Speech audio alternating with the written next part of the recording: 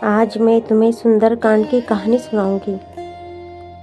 शुभा कहती है, माँ, कल आपने बताया था कि सुंदरकांड में हनुमान जी की वीरता का वर्णन है।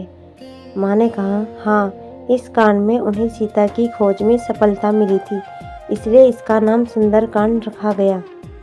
शुभा कहती है, उन्होंने समुद्र को लांघकर किस प्रकार लंका में प्रवेश किया और अपनी वीरता दिखाई। तब माँ ने कहा, महेंद्र पर्वत पर खड़े होकर उन्होंने पवन देवता का स्मरण कर अपनी लंबी 2 भुजाएं आगे फैलाई और छलांग लगाते हुए लंका की ओर उड़ चले। आकाश में उड़ते हुए उन्हें समुद्र में एक ऊंचा पर्वत मेनाक दिखाई दिया, परंतु हनुमान के पास आराम करने का समय ही नहीं था। वे पवन की गति से उड़ते हुए कुछ ही आगे गए थे कि रास्ते में नाग माता सुरसा उन्हें खाने के लिए दौड़ी। अपनी रक्षा के लिए जो जो हनुमान अपना आकार बढ़ाते जाते, सुरसा भी अपना मुँह फैलाने लगी। शुभा के, क्या सुरसा ने भी हनुमान जी को निगल लिया था? माँ ने कहा, हनुमान जी अपने शरीर को छोटा कर उसके मुँह से घुसकर फिर बाहर निकल आए। उनकी वीरता से प्रसन्न होकर सुरसा ने हनुमान जी को आशीर्वाद दिया कि वे सीता माता की खोज करने में अवश्य सफल होंगे। तब माँ ने कहा, वे अभी कुछ ही दूर गए थे कि सिंहिका नाम की राक्षसी ने समुद्र में उनकी परछाई देखी। वह अपना विकराल मुंह खोलकर उन्हें खाने के लिए समुद्र में उछलने लगी।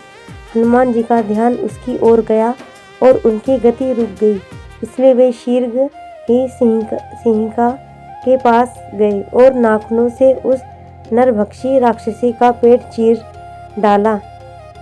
तब वे दुगने वेग से उड़कर समुद्र पार लंका पहुँचे। इस प्रकार उन्होंने लंका की यात्रा में धैर्य, बुद्धि और कुशलता का परिचय दिया। तब सुबह ने कहा, क्या लंका सचमुच सोने की बनी हुई थी?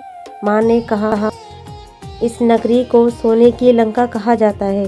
इसकी सुंदरता और इसकी तुलना इंद्र की नगरी अमरावती से की जाती थी। इसकी सुंदरता को देखने के लिए हनुमान एक पर्वत की चोटी पर चढ़ गए।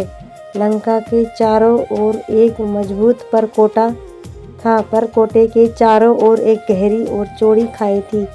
तरह तरह के हथियार लेकर सैनिकों के वेश में राक्षस पहरा दे रहे थे।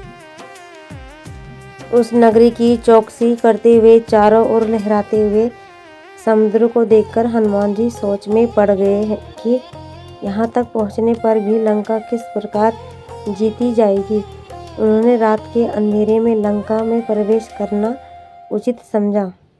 सुबह कहती है, हनुमान को लंका में प्रवेश करते समय बहुत कठिनाइयों का सामना करना पड़ा होगा। तब माँ ने कहा, पहले हनुमान ने लंका के परकोटे पर चढ़कर लंका की स्थिति का अनुमान लगाया। चांदनी रात के कारण वे आसानी से एक अटारी से दूसरी अटारी तक कूदकर सीता की खोज कर सकते थे। लंका के मुख्य द्वार पर ही उन्हें लंकनी नाम की एक राक्षसी से युद्ध करना पड़ा।